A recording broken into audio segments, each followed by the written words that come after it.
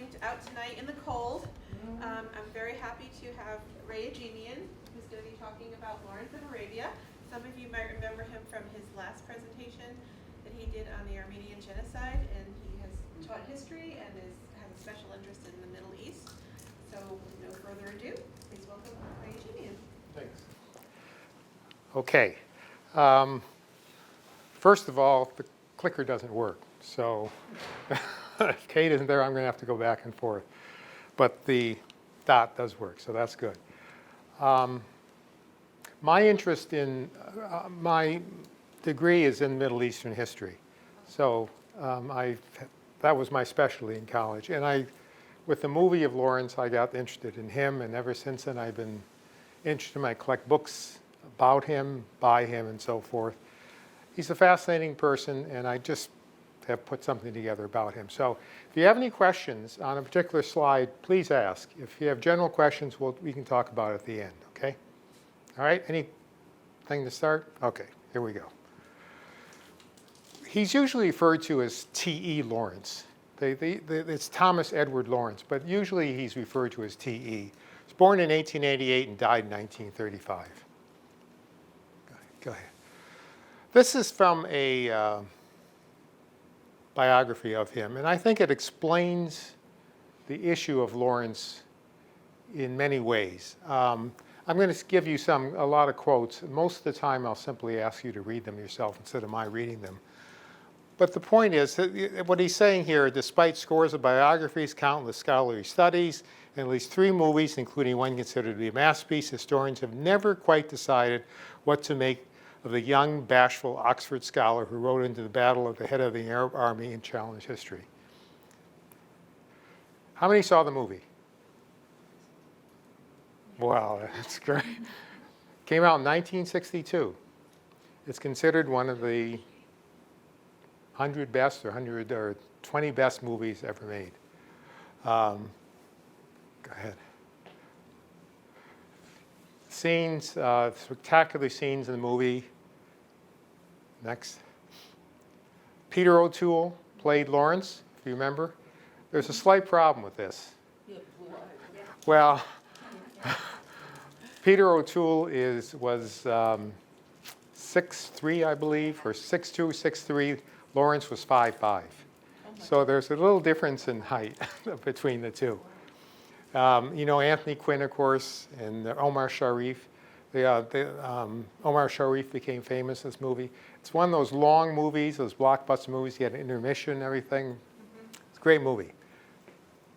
But by the way, the movie was not accurate. It was, in general, it hit the main points. But the people that know Lawrence best and about the war and so forth know there's major problems with the movie. That's true of a lot of historical movies. When Lawrence died, he was already famous. And his funeral was a big deal. That's Winston Churchill at Lawrence's funeral in 1935. Next. Churchill on Lawrence.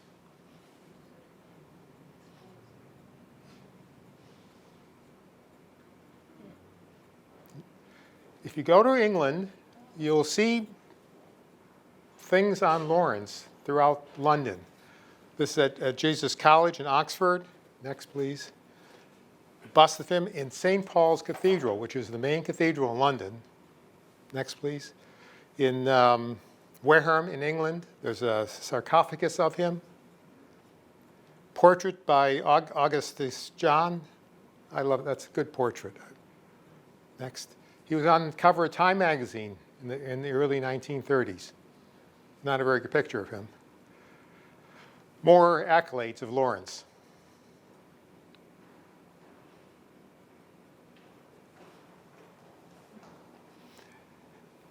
We'll mention Allenby later. One of the Arab sheiks that fought with him. Lawrence was how they referred to him. Today there's a T.E. Lawrence Society, very serious. They study him. Every 2 years they have the symposium in England. If you're involved in the society, you want to go, they're obviously welcome. Where's the society located? I'm sorry? Where's the society located? Good question. I'm I'm not sure now. I think it's London, but I'm not sure. They have a website. You can go on the website. I just threw this other thing in, the other side to it. We make fun of him, too, in some ways. This is a cartoon, and we all say Lawrence of boxer shorts. Okay.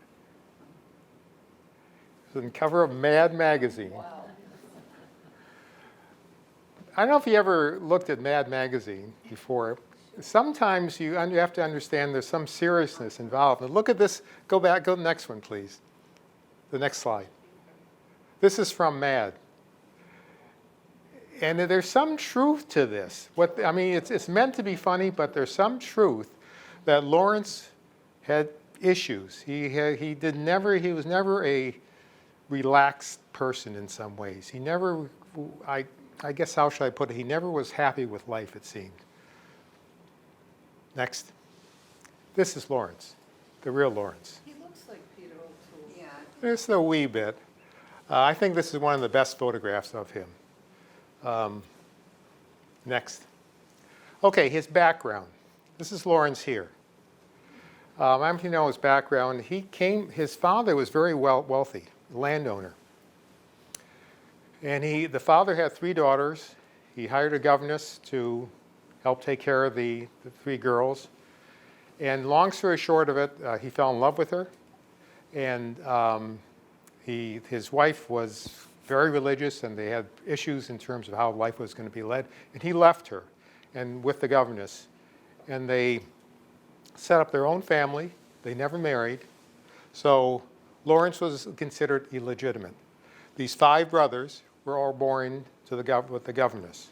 And some of his biographers argue that did bother him, that had an issue, the fact that he was considered illegitimate.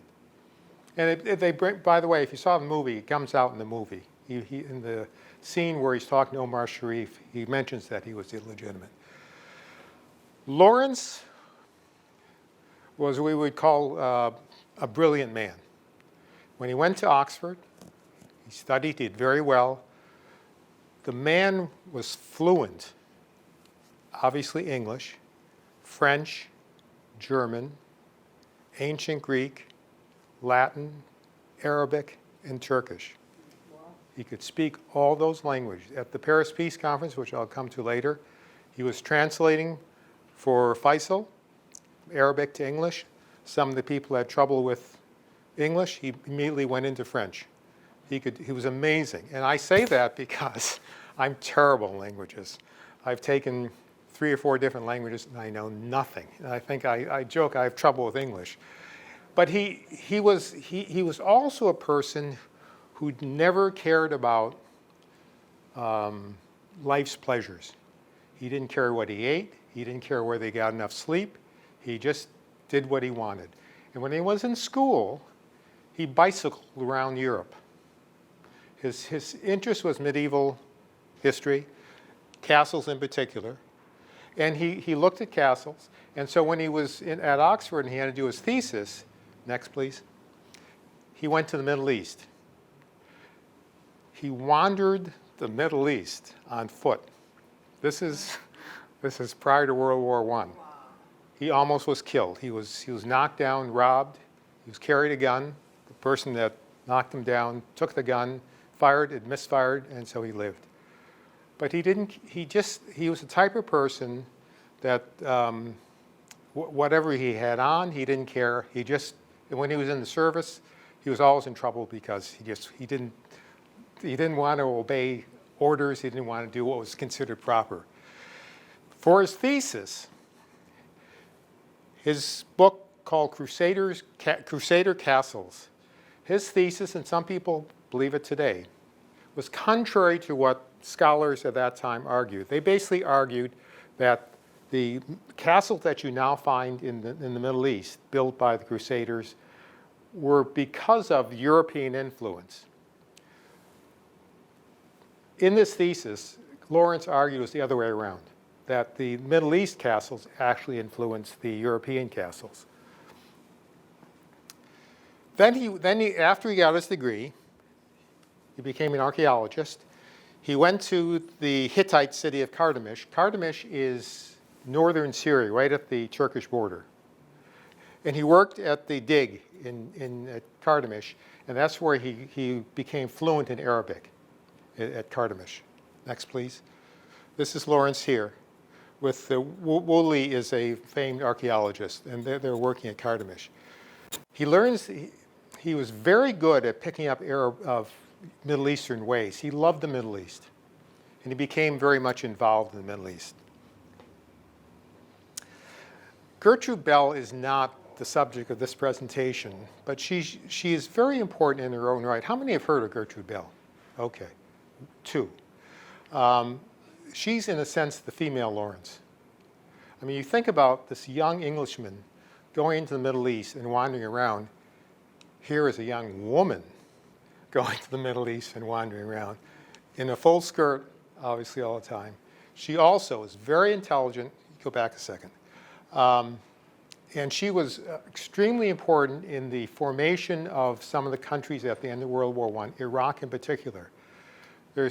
I've read that if you talk to Arabs today, if you bring up the person of Lawrence, they don't remember him, but Gertrude Bell, they do. She's probably a good subject of another presentation. She's really a remarkable person.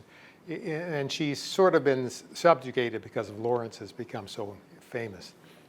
She wrote the book, The Arab War. She wrote a number of things, and she worked, go ahead, please.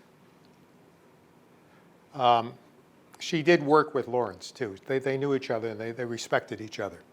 Okay, this is by early 1914. There is concern in London about the possibility of a coming war. The Germans are involved in the Ottoman Empire. The Ottoman Empire is Turkey, in a sense.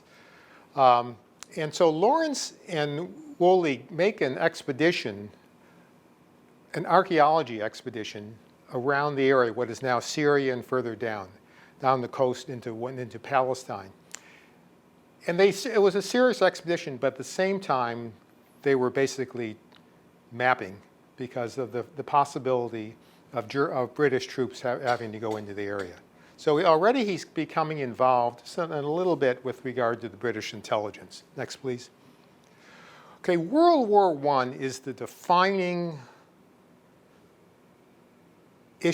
moment, I think, in the 20th century. It predicated everything going forward. You wouldn't have had communism if World War I didn't take place. Some of the countries that existed then are gone now. Tremendous changes came about in the world. The Allied powers, Great Britain, France, Russia, the United States in 1917. The Central Powers, this is important, it's Germany, Austria-Hungary, and the Ottoman Empire. So Turkey, I'm going to use interchange the word Turkey and Ottoman Empire. Turkey allies itself with Germany. There's already German troops in the Ottoman Empire helping build railroads and so forth. Next, please. And the war, if you know anything about World War I, it was an absolutely horrendous war. And then it's the trench warfare, as you probably know, in France was terrible. Over 20 million people were killed in the war. It was just terrible. The worst war of the time until World War II, of course. Next, please. And the reports of trench warfare obviously depressed people. The war was going nowhere. Next, please. Here's the Ottoman Empire. The Ottoman Empire used to cover quite an area. But by 1914, it's just this area here, okay? Okay, the British, Egypt is controlled by the British, okay, at this time. So this is the setting we have for Lawrence when he becomes important. Go ahead. Okay, now see, here's the Ottoman Empire again. Arabia, it's just desert, they're not there, but the Turks are along here and along here. And this stretch here is connected by a railroad down to Medina, not all the way to Mecca, but this railroad is extremely important. Next, please. It was called the Hijaz Railroad. Next, please. In 1916, the Arabs revolt. Now, remember, the Ottoman Empire, the Turks controlled a large area. They controlled the Arabs. And in 1916, the Arabs revolted against the Turks. Now, the British sitting in Egypt are thinking now, okay, we're fighting the Germans. Turkey is also involved. Maybe there's a chance of going after Germany's ally, in other words, the Ottoman Empire. And if the Arabs are revolting, maybe we should help the Arabs. Lawrence is never been trained in combat. He works for the intelligence department. He's in Egypt. And he is sent, he asked to be sent, to go to the Arab camp to simply check out what they were doing and what they planned to do. And so Lawrence does. He goes to see Faisal. Faisal's one of the brothers. And Lawrence considers Faisal the most important one, and he hopes that he will be in charge of the revolt. Next, please. Now the question is, how do you fight the Turks? The Arabs are camelback, horseback riders. They don't have artillery, they don't have tanks, they don't have aircraft. How do you attack the Turks? What Lawrence does, and the Arabs had already started the revolt before Lawrence showed up, but he tends to think in the idea of a guerrilla warfare. In other words, the idea of you don't attack cities, you attack their communications, you attack where they're the weakest, and then run. You've all heard of the term guerrilla warfare before. I mean, the people have used it against us in various wars. And that's what becomes Lawrence's forte in a sense. He becomes famous because of this. They attack trains. Next, please. They attack bridges on the Hejaz River. In other words, they don't attack the city itself of Medina. They don't, because they know if they attack the major city, they won't win. They don't attack cities at all. They simply attack the communications. And by doing that, Lawrence felt, let the Turks sit in Medina if they want. They just won't get any supplies, that's all. And he's very successful at this. Drives the Turks nuts because they attack the railway and then they leave. They attack a bridge, then they leave. And the Turks aren't going to go after them out into the desert. Finally, they decide to go after Aqaba. I should have put it on a map. Aqaba is, if the Mediterranean comes around like this, Aqaba is right up here, at the Sinai, excuse me. And it was considered almost impossible to attack because it had guns facing, and they show this in the movie, it had guns facing the Mediterranean Sea, so ships would be hit by those guns. And they considered the land route, total desert, as too difficult. But Lawrence leads an Arab army, takes weeks, circling around through the desert. And again, they try to portray that in the movie. And they attack Aqaba from the rear and are successful in taking it. By taking that city, Lawrence becomes more important now. He's with the Arab army. He's not with the British. He's by himself. And because of that, Allenby, who now is in command of the British army in Egypt, who intends to attack up the coast towards Jerusalem, up towards Damascus, suddenly realizes Lawrence and the Arabs are important. And Allenby uses Lawrence in conjunction with his own army, and as they fight their way forward, they take Damascus. Okay, let's go back one. On this road up to Damascus, there's one incident that should be mentioned. Lawrence decides to enter Deraa, which is a city in Syria. It's still there today. And again, they portray this in the movie. And he's captured. They don't recognize who he is. There's a bounty on his head, by the way, by the Turks. They don't realize who it is. But it seems what has happened during that incident is the commander of the Turkish army attacks Lawrence homosexually. And it's a trauma attack on Lawrence. As an aside here, his biographer, there's always an argument, was Lawrence homosexual? And the general consensus of his biographers today is no, he was asexual. He didn't care about females or males. But this incident seemed to have traumatized Lawrence for the rest of his life. But in any case, they take Damascus in October 1918, just before the end of World War I. Next, please. Now the question is, what happens? The idea, Lawrence went to the Arabs with the British telling Lawrence, you get the Arabs on our side, and Lawrence promises the Arabs a state. They will be able to be freed of the Turks, and they'll be able to run their own country. The problem is that you have the four major powers sitting down in Paris now at Versailles. David Lloyd George, Orlando of Italy, Clemenceau of France, and of course Woodrow Wilson of the United States. And they decide things. Now you have to understand, if you know anything about this period, the British and the French wanted the Middle East. They wanted to carve it up into their own little territories. Next, please. I don't know if you're all aware of Woodrow Wilson, what he attempted to do at Versailles. His argument was people of the world should be able to govern themselves. And one of his 14 points, the 12th point was the relinquishment of the Turkish control over non-Turkish populations. The idea that the Arabs, the Armenians, the Kurds, and so forth would be able to rule themselves. Well, these are great powers. Next, please. They made a lot of promises. The British promised the Arabs, through Lawrence, the independent Arab country. The British also promised to create a Jewish homeland in the Balfour Declaration. They made conflicting promises to get help from both sides. Next, please. The Sykes-Picot Agreement of 1916 carves up the Middle East between the French and the British. Lawrence was aware of this.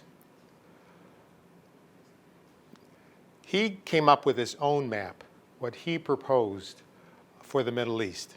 This is Lawrence's map of what he argues. This becomes Turkey, of course. The Armenians are here, Arab states, Arabs here, Palestine here. It never comes about. Next, please. This is interesting. By 1918, Lawrence was famous in England. And they decide to knight him. Now, this is a major move on the part of the British government to knight this man for the work he... Another thing you have to understand, there was so much killing in the trenches in World War I that somebody out in the desert was considered almost clean. It was much an easier war to follow. So Lawrence goes to Buckingham Palace to be... He didn't realize he was going to be knighted. He thought he was going to go to... go back one second. He thought he was going to be able to discuss with the king the Arab state that he wanted. When he finds out that he's going to be knighted, he does the typical of Lawrence, but horrendous in other people's eyes. He says, no, thank you, and walks out. I mean, nobody does that in front of the king, but he did it. That's typical of the way he was. This is one of his statements, and I think it's an important statement. He basically says the British did not live up to their promises. And he's very disturbed by it, that the Arabs should have their own homeland, and the Jews also.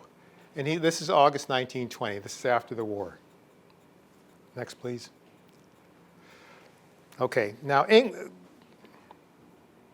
Lawrence has become semi-famous in Great Britain. But this gentleman makes him very famous. You know who he is? Anybody? You won't recognize. It's Lowell Thomas. Ever heard of Lowell Thomas? The American, no? Lowell Thomas over here. He was an American broadcaster, very famous. He broadcast nationwide in this country. And he went to the World War. He went to the trenches of World War I. Found out, said to himself, "It's not a very good story." He went to the Middle East and he stayed with Lawrence for a couple weeks. And then after the war, he turned it into a show. Next, please. He wrote a book with Lawrence in Arabia. Next. And he did a traveling show about Lawrence, with Allenby and Lawrence of Arabia. He went all over England, all over the United States. Lawrence became a household word. In other words, the war partly made him famous, but Lowell Thomas puts him on everybody's lips in a sense. They know who he is. People by the thousands go see this show and what Lawrence supposedly had done in Arabia. Next, please. Okay, in 1921, there's another conference. Lawrence is right here to try to redo the Middle East map again. Next, please. Here's Faisal, Lawrence. He irritates. He always irritates people. He irritates the British higher ups because he doesn't dress, he's a major now, but he wears the headband. Next, please. This is a good shot. This is, again, at the Cairo conference. Lawrence is right here. Do you know who this is? Next shot. Churchill.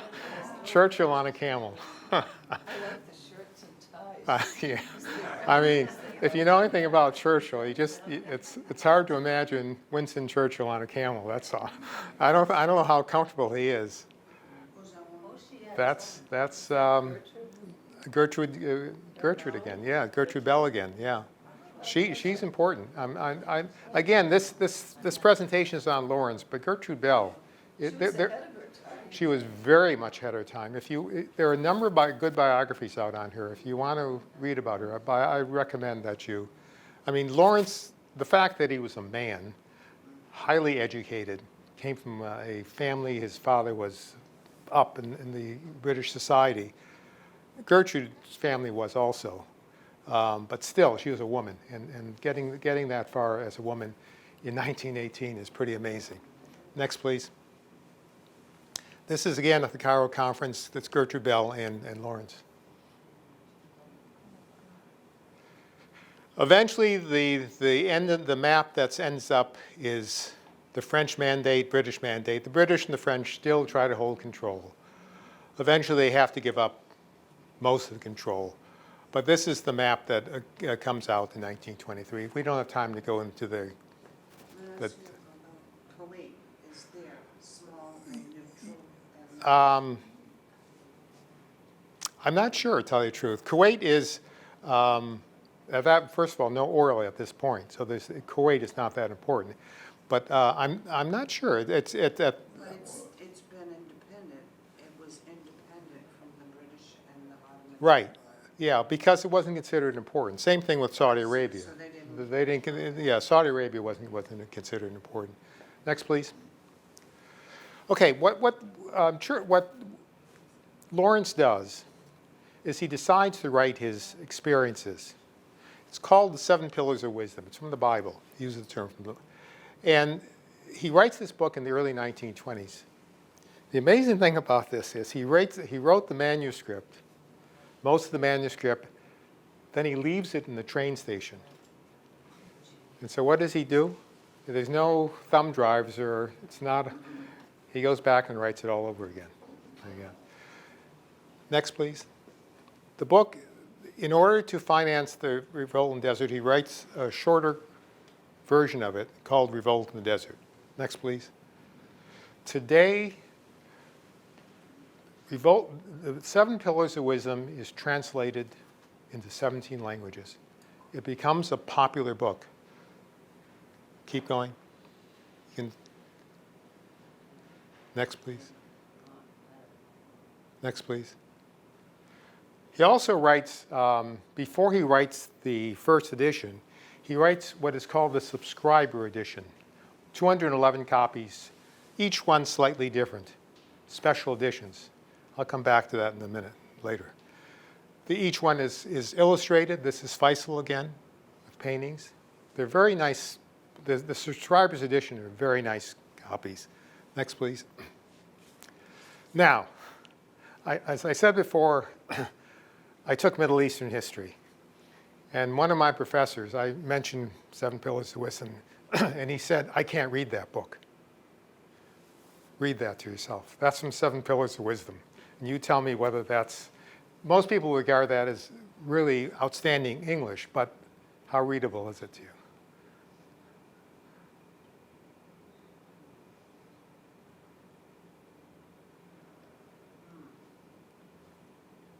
Not a cut.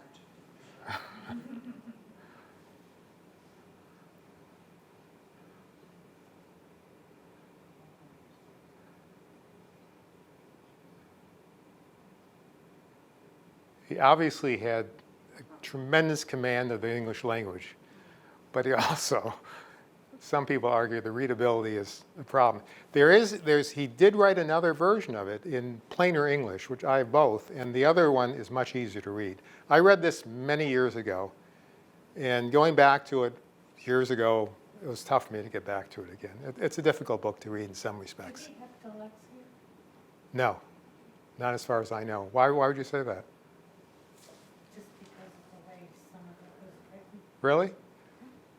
No, again, dyslexia wouldn't even be known at that time, but I don't know.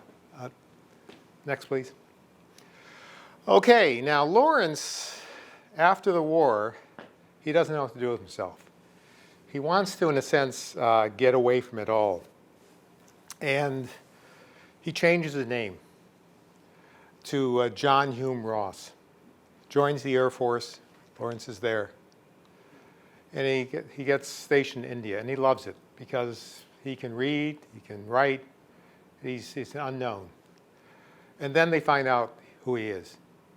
And once the press finds out that Lawrence is in India, he is kicked out. They don't want him anymore. But he, in the meantime, in being able to be by himself, he translates the Odyssey of Homer from Greek to English. You can still go into a bookstore today and get the Odyssey in the translation of T.E. Lawrence. It's still there. Then he joins the Royal Tank Corps.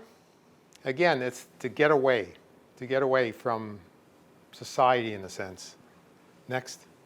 And he writes the Mint. The Mint, the gentleman here has been in the service I have, and going through the first 8 weeks or 10 weeks or 16 weeks, it can be difficult. And he writes his experiences of training in the Army, how difficult it was.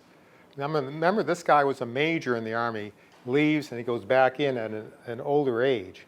And he puts it into regular language of what it's like to be a soldier. And if people ever want to know, Mint's a good book to read about the early life of a soldier. Next, please. What's with the pen name for the number? He changes his name. He keeps changing his name. He wants anonymity. So he doesn't go by T.E. Lawrence. He changes it to Ross. Next, please. He's a great writer, and he communicates with some important people. Charlotte and George Bernard Shaw were some of his best friends. Charlotte in particular. There's a T.E. Lawrence society in England. There's a publication group in England where they've set about to simply publish all his writings. And you can get, it's a volume, thick volume, of his correspondence with Charlotte Shaw.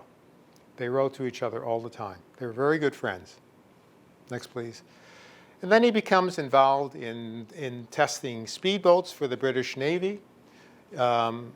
Ironically, some of these boats were used to help rescue British sailors in the English Channel during World War II. But he was involved with speedboat training.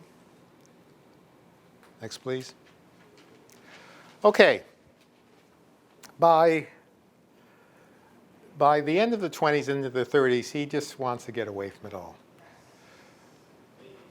And he purchases this little cottage, was what a woodsman's cottage in Dorset, in south of Bath, England.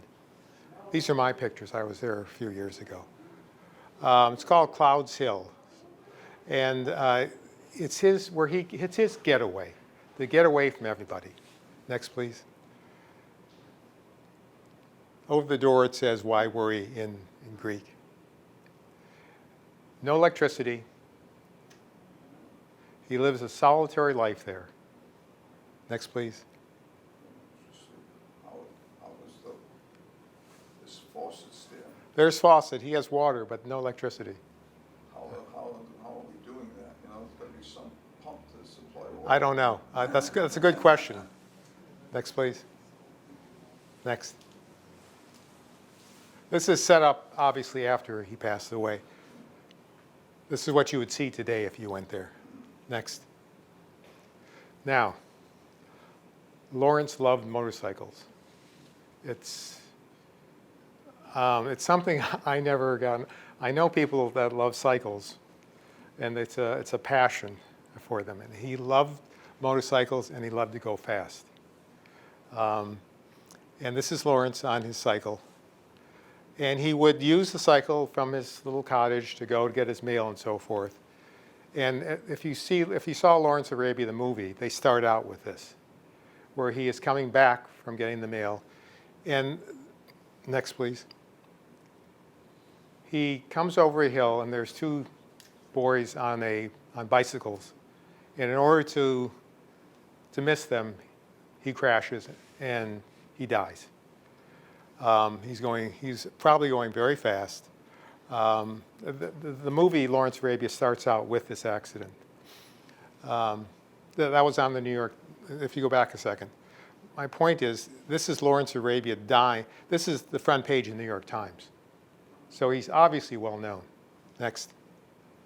If you go to his grave, that's his grave, very simple grave. Next. Just as an aside, 2 years ago, this is the motorcycle that he was killed on, and they stopped building it. They just brought it back, just recently. If you want one, that's $70,000. So, there's been movies about him. Go ahead. Next. Let me just show you this. This is the book. Now, I want you to, this emphasizes how Lawrence is engraved in people's minds. This book was published in 2000. This is the second edition. It is over 700 pages long, and all it deals with is the books about Lawrence that are written by Lawrence, newspaper articles, magazine articles. That's all it is. It's a bibliography of Lawrence. My point is, all this stuff has been written about this guy. Okay, next. I have a question. Sure. In the front of the book, he has a sword. I'm sorry? In the front of the book, he has a sword. Would it be a Damascus sword? I'm sorry. A sword. Oh, the source? Do you know? Sword, the sword. Oh, the sword. Yeah, that was Is it there. Damascus by any chance? I don't know. Okay. I don't know. He usually wore that. It's an Arab. I don't know. Next. All these books are written about him. Some of these biographies are fairly new. This one's fairly new. All these three were written in the last 10 years. I swear, every year or so, you're going to see a new biography of Lawrence. And there's just so much you can write about the guy, but they keep trying to dig up more sources. Next, please. Okay, his legacy. This is a drawing. I like this drawing of him here. I think it says a lot about the man. Next, please. First of all, he's a guerrilla. He's known for being a guerrilla leader. The attack, run away, and there have been a number of books about how he was just that. Next, please. Quote from Giep. You know Giep? Anybody? Yeah, he was the leader of the DC. Yeah, well, the North Vietnamese. He was in Vietnam. Top general. He was the one attacking American troops. And he read 7 Pillars of Wisdom, guerrilla fighting. Next, please. You've heard of David Petraeus. The United States Army Counterinsurgents Manual today quotes Lawrence. So there's obviously a legacy in terms of Lawrence with regard to guerrilla warfare. The idea of how to attack, how to run, and so forth. He is remembered for that today, but there's more. Next, please. Max Boot wrote, he's a current writer. I think this is a good quote about Lawrence here, if you can read it yourself.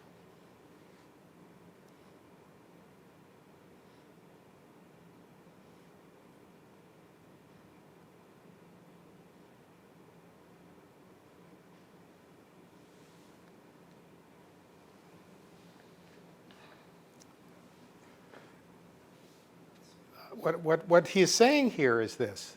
Lawrence, let's go to the next one first. I think maybe I make my point. Next. In one of his books, Lawrence says this: do not try to do too much with your own hands. Better the Arabs do it tolerably than you do it perfectly. It is their war and you are to help them, not to win it for them. Actually, also, under the very odd conditions of Arabia, your practical work will not be as good as perhaps you think it is. During the Iraq War, Lawrence was rediscovered because some people criticized the way we went into Iraq, not being cognizant of the Arabs and how they lived and so forth. And Lawrence is saying here is that you shouldn't do things for them. Let them do it themselves. This is during the Iraq War, one of the cartoons. They quote Lawrence.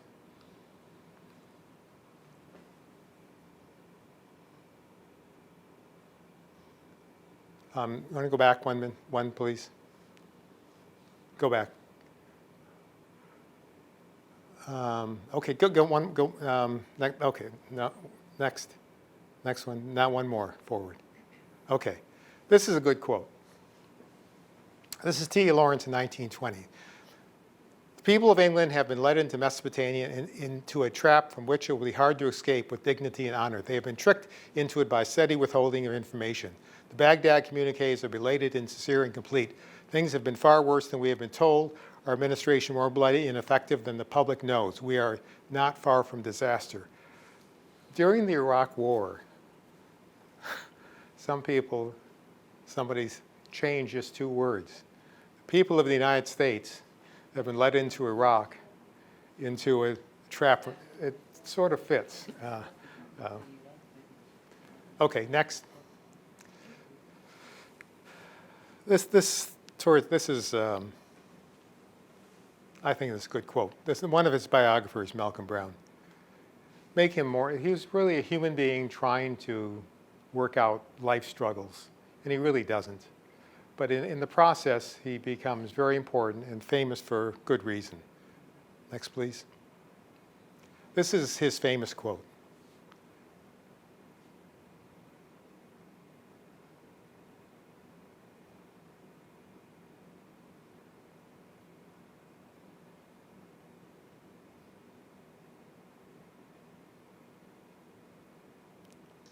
And lastly, one more.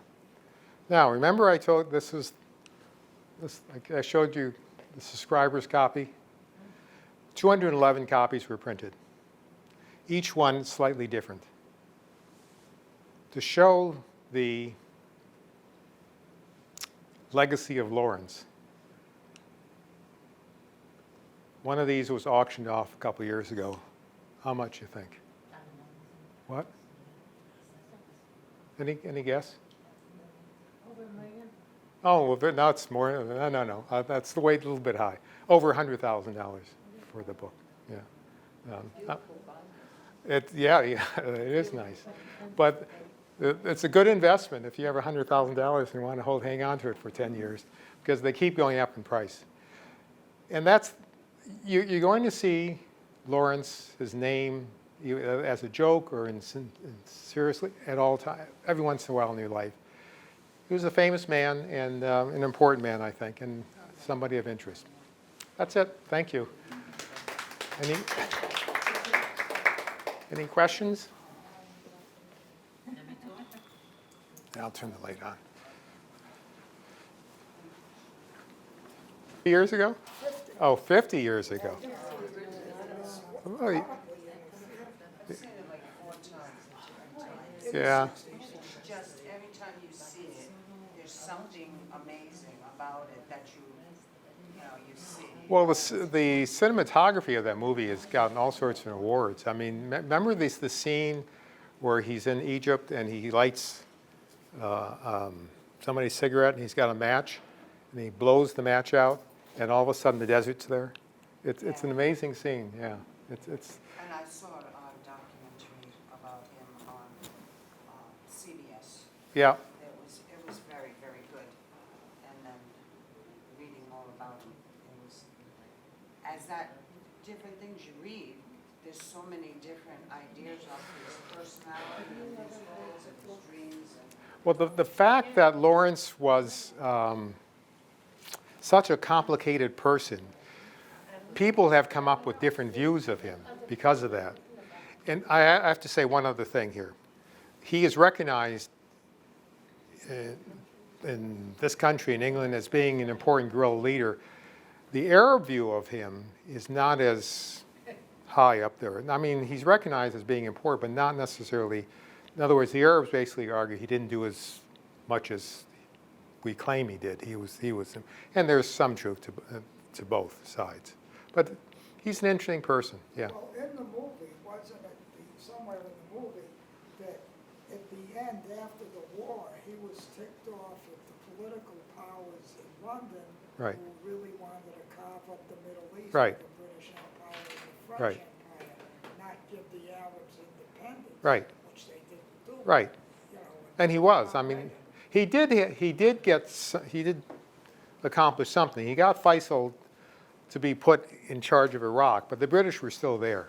And you have to look at the, In a way, he had, to take out the Ottoman Empire because all these Arabic countries were invaded by the Ottoman empires for many, many, many years. And it was time they could do. I know British and French and all were like, but he was in the middle of this. Right. It's so nice that he was studying the people, how they think.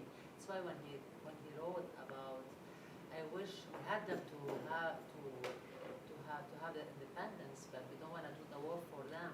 So this person is very deep. They can understood, that we should maybe help, but we have to know how to help. the movie indicates that maybe he knew more than what he said he knew, that he knew the British were going to, I don't know. I mean, he obviously did he wanted Faisal to be independent. And if you know the history of that period, it becomes difficult. There are revolts in Iraq against the British. The French, he hates the French. Lawrence never liked the French in Syria. If you study that period of the Middle East, it's not the simplest thing to. And you have to know the background, then you get. It's very complicated. The Middle East is a mess in terms of learning. Still. Where We're you're, in an organization called the Lebanon American Ladies Auxiliary, and we're actually celebrating at City Hall next Friday. okay, The Lebanon's independence from the French Mandate, which was in 1943. So eventually, French did end up taking over Lebanon. Right. And Right. They didn't leave until the 40s. And even since they moved, like I just told her, we didn't get the real independence. We were like dominated with their way of thinking, and the politics system was exactly the same way as in France. So we didn't really feel like we had our independence. That's Right. why the troubles keep going and going and going. You think these countries, they never leave Middle East alone. They never leave. It's still like, it's very complicated. well, the argument is sometimes that I'm just getting to my opinion. Sometimes, I think the United States thinks it can solve the world's problems, and sometimes the best thing, as Lawrence would say, you can't do everything, and especially just by using the military doesn't help things. Complicated, really Yeah, complicated. but he's an interesting guy, and there are a lot. If you ever do a Google on T. Lawrence, you'll get page after page of stuff.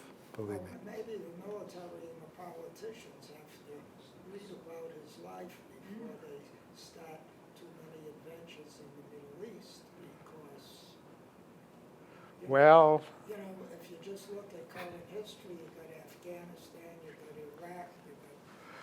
well, if you, I'll get in my opinion. You ever read Andrew Bacevich in the Boston Globe? No, ever heard of him? Andrew Bacevich he teaches at BU. He's retired part-time teaching. He was a full colonel in the United States Army. His son was killed in Iraq in the Army. And he's a great writer, in my opinion anyway. And he basically argues that we have 800 military bases around the world, and that we don't need 800 military bases around the world. And the major portion of the United States budget is for the military. We need the military, but the question is, do we need something that big, you know? Yeah. What stimulated your interest in the first place? I'm not even sure. It must have been the movie. But I was also see, my background is Armenian. My mother was born both my parents were born in what is now Turkey. And so there was interest that way. And when I went to school, I started studying Middle Eastern history. And then the movie came out, and it sort of thought, whoa, you know. And I've been interested in him all along, yeah. So I'm getting old now. I have a collection of books by and about him, maybe over 100 books. That I'm thinking of maybe selling them at some point. I don't know. But he's a fascinating person. He's not somebody, I don't know, to me he's not somebody you want to go to dinner with. I mean, I'll end with this. I mean, in terms of Americans, the person I respect probably the most is Abraham Lincoln. If you look at Lincoln's life, he's an amazing person, considering what he did. And he'd be a fascinating person to talk to, I would think. Lawrence, I don't know. He's such a complicated person that he'd be the type of guy who would sit down with you, then walk away and say, I'm gone, you know. I don't know. But he's still a fascinating person. So. This was fascinating. Well, thank you. Thank you very Thank you. much. Thank you. Appreciate Thank you. it very much. And thank you for introducing us to that woman. That's exactly what you do. Good look at Gertrude Bell. I'm serious. There are some good biographies of her. I should have done more maybe on her. But she, Women's History Month is in March. I'm sorry? Preparing now. What? Women's History Month is in March. Oh. Preparing now would be happy to have you back for a talk with Gertrude Bell. She's good. Where was she born? She's English. She's all, yeah. She looks like older than Lawrence because there's a picture. She I'm not sure at that point whether she was or not. But she also came from money. I mean, that's why she was able to. She went to a good school and everything. But she was. The English, she was a wanderer. She took off too. And Lawrence would just go off. You know, he didn't care. So. Well, I was gonna say, I mean, as far as a woman traveling like that was amazing. But for him, they had to respect him in many aspects, or else he would have been dead or disappeared, you know? The way he proposed things to them, they had to respect him in a way, or Yep. it's like, know thy enemy, but. But you remember the one thing going for him also was he picked up Arabic right away, and their ways, so he could speak Arabic fluently. He lives among them, so he knew, he understood the mentality too. So it's why when he said that, I loved what he did, word by word what he said. Yeah. Like you said, instead of putting the British, we put the Americans. It was good time to read maybe before invading. Listen, I've told you in the beginning that I'm terrible at languages, but I took Arabic in college. It is very difficult. Well, I was just going to say, people that learn English don't realize English is difficult. You have Arabic, you have the rule, then exception, another exception, and then another exception, just like English. The simplest language I thought was Persian, which is simply, they have straightforward rules. Persian is Indo-European, by the way. Arabic is Semitic language. So Persian is related to English, whereas Arabic is not. Yeah. Can you speak Armenian? Pardon me? You speak Armenian? I have trouble with English. Now, my wife is Portuguese, and So she's you can't translate. no. She can speak. She's fluent in Portuguese, Spanish, and English. No. Thanks. Thank you very much. Thank you. Thank you.